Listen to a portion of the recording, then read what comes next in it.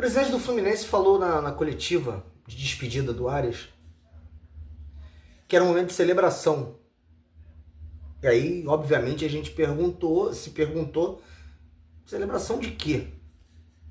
A gente está perdendo nosso melhor jogador, e eu não vou nem entrar na questão financeira, porque nenhum valor seria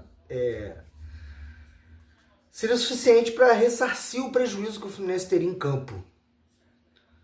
Mas celebrar o fato dele estar indo embora, quem tem que celebrar isso é a família dele, ele, não a gente. Mas esquece isso, vamos esquecer isso. E aí, no dia seguinte, o Fluminense tem um clássico, o maior clássico do país, o seu maior rival, e simplesmente não joga. Simplesmente se esconde, abdica do jogo, como não fez nem com os times europeus. Entra numa postura extremamente defensiva, extremamente covarde, e perde o jogo. Perde o jogo de uma forma conformadíssima. E perde um jogo para um adversário que estava muito desfalcado, a gente precisa falar isso, e que também não fez nada para ganhar o jogo. Mas tentou ganhar, mas quis ganhar. E o Fluminense parece que não quis nem não perder. Parece que até depois do gol, que já foi no final do jogo, estava muito bem, muito tranquilo, muito conformado, como se fosse só mais um jogo. E clássico nunca vai ser só mais um jogo.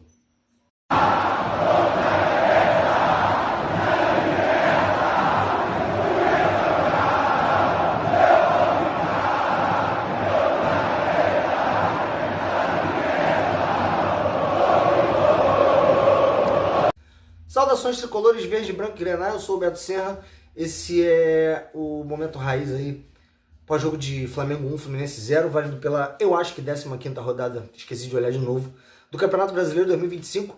E no dia seguinte desse Fla-Flu é o aniversário do clube, aniversário do Fluminense.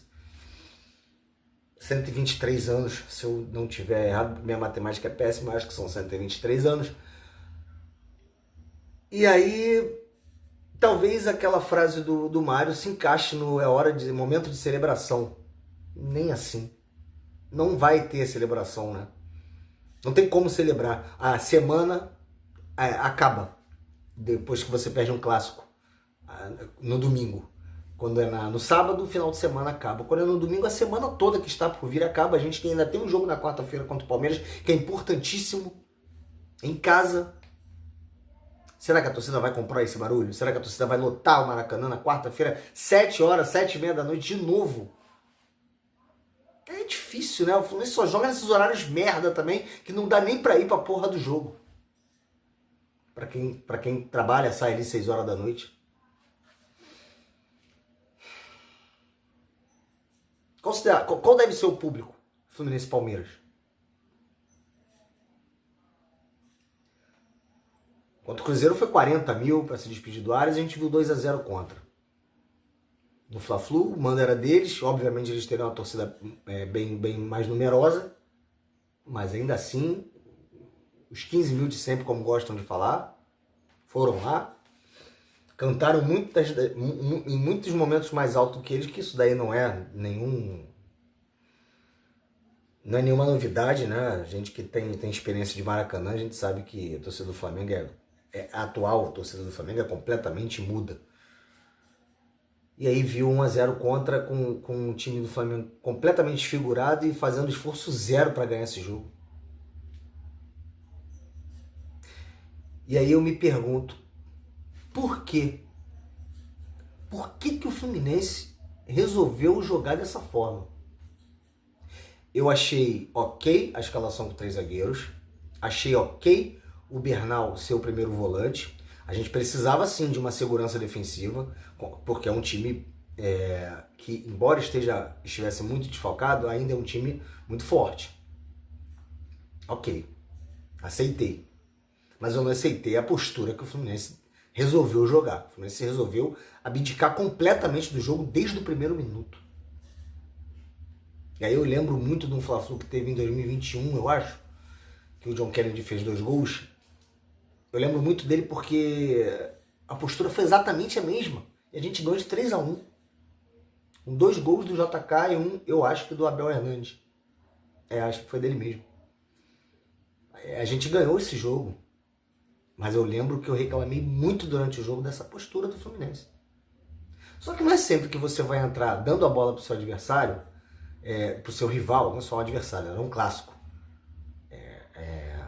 Completamente recuado, completamente covarde no seu campo de defesa, com os blocos baixíssimos, e vai ganhar o jogo. Aliás, de 10 jogos que você joga assim, principalmente em clássico, provavelmente você vai perder 8 ou 9. Talvez 7, um empate ali, 2 empates. Mas vitória é muito difícil. O Fluminense em nenhum momento esteve perto de fazer o gol. E o Flamengo em pouquíssimos momentos. No primeiro tempo, em nenhum também. O jogo foi horrível. Fraco tecnicamente. Parecia que os dois times estavam ali mais por obrigação do que para jogar um Fla-Flu. Eu estava preparando um título para o pós-jogo, achando que seria 0-0, né? Que seria Fla-Flu abaixo de 0. Completamente fraco esse jogo, né? Mas já diria o Muricy Ramalho, que é um cara que eu tenho muita gratidão a ele por 2010, mas tenho muitas ressalvas a ele como pessoa, né? Por diversos motivos, principalmente na sua saída do Fluminense. Isso não veio ao caso falar, mas ele falava uma coisa que é muito certa, que a bola pune. O futebol pune, né? O futebol pune... O futebol nem sempre pune limitação técnica. Nem sempre pune, de repente, azar. Muito azar. Nem sempre pune falta de criatividade. Mas quase sempre pune covardia. Se o Flamengo quisesse jogar hoje, ou ontem, né? Depende de quando você vai assistir, eu vou postar esse vídeo no dia seguinte. Se o Flamengo quisesse jogar, tinha vencido esse jogo com muito mais facilidade. Quisesse é um termo, né? Uma forma de falar. Claro que ele quis, mas se tivesse se empenhado mais.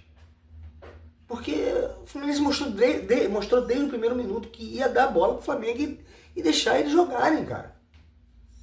Se eles tivessem sido mais incisivos, mais competentes, eles tinham feito gol ainda no primeiro tempo. O jogo no primeiro tempo foi de 2 times completamente inofensivos.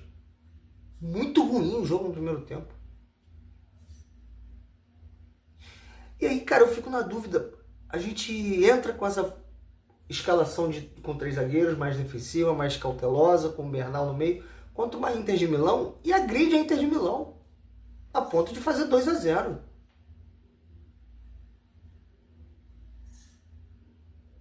Até contra o Chelsea, que a gente perde de 2-0, a gente agrediu. Em alguns momentos do jogo, a gente mereceu fazer gol, a gente foi até melhor. Com essa escalação, com essa formação. Por que caralhos, quando volta pro Brasil, para de agredir, para de atacar? O Flamengo com 6, 7 desfalques é mais forte que a Inter de Milão? Ainda que fosse, isso seria motivo para deixar a bola só com eles? Ele entrou com a escalação errada, na minha opinião. Porque se você se propõe a dar bola pro seu adversário, quando você sai para agredir, você tem que sair para agredir e tem que agredir. O Canóbio, em momento nenhum, desde que chegou, foi esse cara de agredir. Cara, ele correu pra caralho nesse jogo. Ele se empenhou pra caralho nesse jogo. Ele se dedicou pra caralho nesse jogo, como ele faz sempre. Mas ele é inútil como atacante. Ele é um péssimo atacante. Péssimo atacante. Em momento nenhum ele leva a perigo a defesa do adversário. Não vou reclamar dele, cara. Não vou reclamar dele, porque ele é isso aí. Ele não era uma esperança de gols do Fluminense e hoje não jogou nada. Ele nunca foi esperança de gol. A gente pode ver dele muita luta. Agora, se você se propõe a pouquíssimas vezes tá com a bola para agredir seu adversário, você não pode ter o Canóbio que não agride. Esse jogo talvez fosse para um Serna, para um Keno começar jogando. O Serna entrou depois, também não mudou muita coisa, mas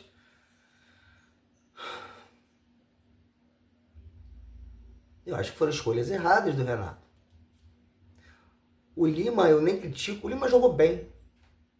Embora eu tenha muitas ressalvas ao Lima, e acho que ele jogou bem, acho que o Renato, assim, tentando entender a cabeça do Renato, eu já falei isso várias vezes, eu não entendo nada de tática, enfim, mas eu acho que ele quis proteger com Bernal e Martinelli, mais os 3 zagueiros, e o Lima serviria para dar um desafogo, já que a gente não teria o Arias. Então o Lima, talvez sem a bola, ele fosse esse terceiro volante, e com a bola talvez fosse aquele armador. Ele até chutou no gol, enfim, chegou mais à frente. Eu acho que seria um jogo para um Ganso, por exemplo, mas o Ganso não pode. O rapaz chegou para substituir o Ganso. O Lescano também parece que não pode jogar, não sei qual é o problema. Tudo bem, vai entrar no clássico, vai entrar quando também? Não entra nunca, né? Talvez fosse para um meia mais clássico ali, para o time ter alguma coisa, para o time fazer, criar alguma coisa. O time com Lima, embora eu acho que ele tenha ido bem, ele segura bem a bola, ele mantém a posse de bola, ele perde, dificilmente ele perde a bola, pelo menos nesse jogo ele dificilmente perdeu a bola, mas a gente precisa de alguém que crie chances de gol. O Lima não criou, o Fluminense não criou chances de gol. Então, a grande maioria das vezes estava todo entalado no seu campo defensivo. E nas pouquíssimas vezes que tinha bola, não criava nada. O Everaldo não fez uma má partida, mas não teve nada que o Everaldo pudesse fazer no jogo de hoje. Nada. Como o John Kennedy entrou também, ele não fez quase nada. Só apertou um pouco mais a saída do Rossi ali, mas porque ele entrou motivado, a gente sabia que ele ia entrar assim. E entrou tarde pra caralho, né? O Renato demora muito pra mexer, pra botar o John Kennedy, pra oxigenar o time. O Everaldo é mais pesado. Repito, não acho que o Everaldo fez uma má partida, mas contribuiu também pouquíssimo. Como todo mundo ali na frente contribuiu pouquíssimo. Não sei se o John Kennedy entrando antes contribuiria mais também. Cara, o time hoje foi uma vergonha. A postura que o time se propôs a fazer foi uma vergonha, cara. Não se joga um clássico desse jeito. E é muito difícil de entender por que jogou diferente contra o time europeu e joga assim o Fla-Flu. Acho que contra o Fla-Flu a gente tinha que entrar até mais ligado, porque é o principal clássico. Não pode dar uma vitória de bandeja. Parece que o Fluminense não sossegou enquanto não tomou a porra do gol. Parece que estava incomodado com 0x0. Estava incomodado, porra, eles não vão fazer gol, não.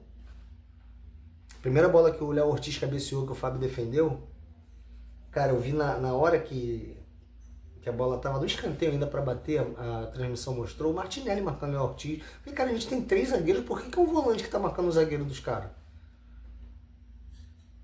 Ele conseguiu cabecear. Teve uma outra cabeçada que ele deu, que eu não vi quem marcou ele, mas porra, no lance do escanteio que acabou gerando o gol deles, pô, esqueci quem foi agora. Foda-se também. Passou como quis pelo Freitas, cara. O Freitas deu um carrinho bizarro. E aí ele chutou e o Fábio defendeu, espalmou, sei lá. Porra. A zaga hoje foi muito insegura. Os 3. O Freitas pra mim foi o pior. O Freitas, assim, eu bati, ele começou a jogar bem e comecei a elogiar. E hoje ele fez uma partida horrível de novo. Horrível, cara. O cara deve ter tentado, se tentou 10 lançamentos, errou 12. Eu não sei, eu já falei isso aqui, eu fico sendo repetitivo aqui nessa porra. Já falei, quem disse pro Freitas que ele é o cara da bola longa? Que eu falo assim, Freitas, lança a bola. Ele erra tudo, porra. Ele não acerta nada.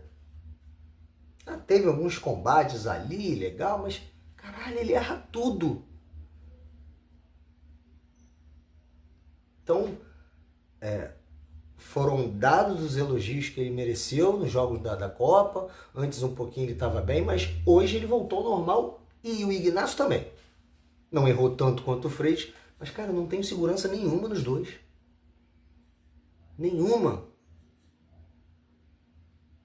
E no único que eu tenho segurança, hoje também não foi bem. Thiago Silva, achei também. E mesmo assim, a gente quase não perdeu esse jogo. Muito mais por demérito ofensivo do Flamengo do que por mérito defensivo nosso. A gente mereceu perder muito mais do que eles mereceram ganhar. Eles não mereceram ganhar, mas a gente mereceu perder. Então o resultado foi justo. Pela covardia. Futebol pune mesmo, cara. Futebol pune mesmo. Time covarde, time sem brilho, sem sangue, sem culhão. Grande aniversário, hein? Que vocês me deram amanhã aí. Obrigado. Grande aniversário. E quarta-feira a gente pega o Palmeiras. Como é que vai ser a postura do time quarta-feira? Vai ser assim de novo? Acha que vai ganhar se jogar assim de novo? Infelizmente, uma posição intermediária, eu não vou falar que a gente está na parte de cima da tabela. Posição intermediária, ela te deixa muito confortável, né? Ela te deixa muito foda-se, né? Se estivesse em último, como estava no passado, tava correndo pra caralho. É inadmissível entrar no Fla-Flu desse jeito, cara. Inadmissível. E a torcida que for ao Maracanã quarta-feira tem que cobrar. Tem que cobrar a postura. O time de hoje merecia a vaia. Eu falei no pós-jogo contra o Cruzeiro, eu falei, cara, eu não vaiaria. Ok, vaiar a derrota, mas não o time, porque o time tentou, o time correu, o time se esforçou, mas não conseguiu. Mas hoje o time do Fla-Flu merece vaia pra caralho. Eu espero não ver mais essa postura nojenta que eu vi nesse Fla-Flu. O empate estava sendo um título pela merda de jogo que esses caras fizeram. Mas o futebol pune, né? O futebol pune. O futebol puniu.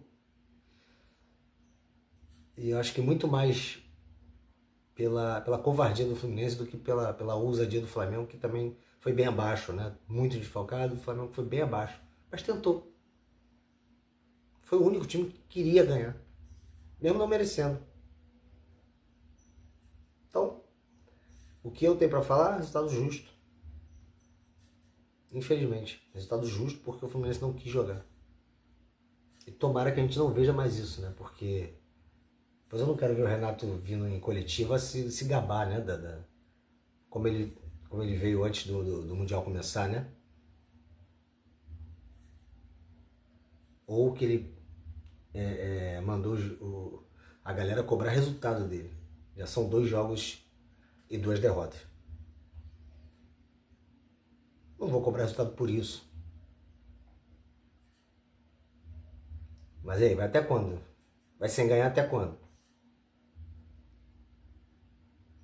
A gente tem mais uma partida em casa. No meio da semana. A gente precisa voltar a ganhar. Porque da mesma forma que a gente estava pertinho dos líderes, estava, né? Já não está mais. Com 2 derrotas, a gente já não está mais. Uma próxima derrota pode me botar lá perto da zona de rebaixamento de novo. E acho que ninguém quer viver o que a gente viveu ano passado, né? Final de semana que vem tem Flu-Fest para celebrar o aniversário do clube. Acho bom ganhar na quarta-feira, né? Acho bom ganhar na quarta-feira, porque é difícil arrumar alguém que saiba separar as coisas. Ou você acha que vai todo mundo feliz pra caralho porque o clube fez aniversário no sábado, lá na Flu-Fest, tendo perdido pro Flamengo no domingo passado, no anterior, e na quarta-feira da semana perdeu pro Palmeiras. Você acha que a galera vai feliz pra Flu-Fest? Cantar? Acho que não, né? Nem tem que saber separar, né? Vou ficando por aqui. Vamos ver o que a gente pode esperar do jogo contra o Palmeiras. Eu não sei o que o Renato tá pensando, se ele vai botar 3 zagueiros de novo. Eu acho que ele deveria manter essa formação. Acho que essa formação dá uma segurança maior pro time. Só que quando os zagueiros não vão bem, fica difícil. Você vê como o Flamengo penou para fazer um gol. Mas quando os zagueiros não vão bem, fica difícil. O Freitas precisa parar de achar que é o Gerson. Precisa focar só em dar bicão. Teve um bicão que ele deu que eu adorei. Ele precisa focar em dar bicão. Porque o bicão ele vai errar, mas o lançamento ele também erra. Vamos ver o que o Renato vai escolher aí pro nosso meio de campo, pro nosso ataque. A gente vai pegar outro time forte pra caralho, tá? E tá na hora de voltar a ganhar esses times fortes pra caralho. Pro nosso bem na classificação do campeonato. Saudações tricolores, forte abraço, até a próxima.